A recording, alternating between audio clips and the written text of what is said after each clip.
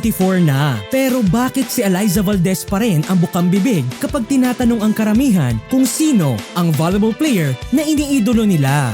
Kilala bilang The Phenom, kilala si Eliza Valdez bilang pinakasikat na volleyball player sa Pinas na pinaniniwala ang nagbigay kasikatan ng larong volleyball sa Pilipinas.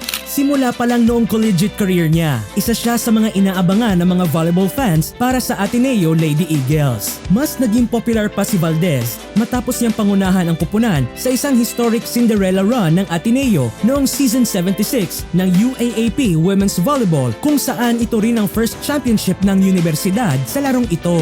Simula noon ay marami na ang humanga at umiidolo sa kanya. Sa angkin nitong galing at tapang sa bawat laro, maraming mga manlalaro sa volleyball, matanda man o bata, ang ginawa siyang bilang inspirasyon.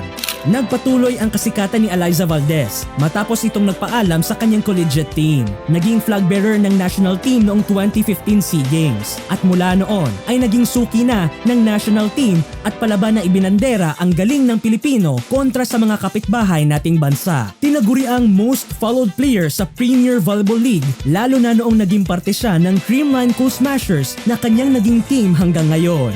Noong 2022 PVL Reinforced Conference, sinubok ang katatagan ni Valdez matapos itong magtamo ng injury. Dahil sa kanyang tapang at determinasyon, nagawa niya makabalik ng laro at patuloy na binibigyang lakas ang kanyang kupunan patungong tagumpay.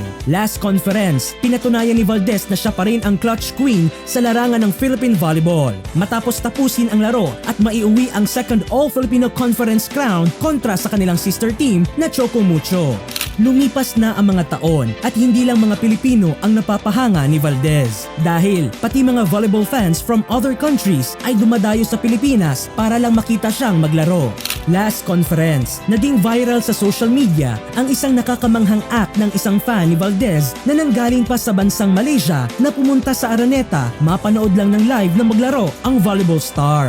Talented, humble, resilient, iilan lang yan sa mga karakter na nagiging rason kung bakit si Eliza Valdez pa rin ang minamahal ng karamihan sa mga volleyball fans sa Pilipinas hanggang ngayon.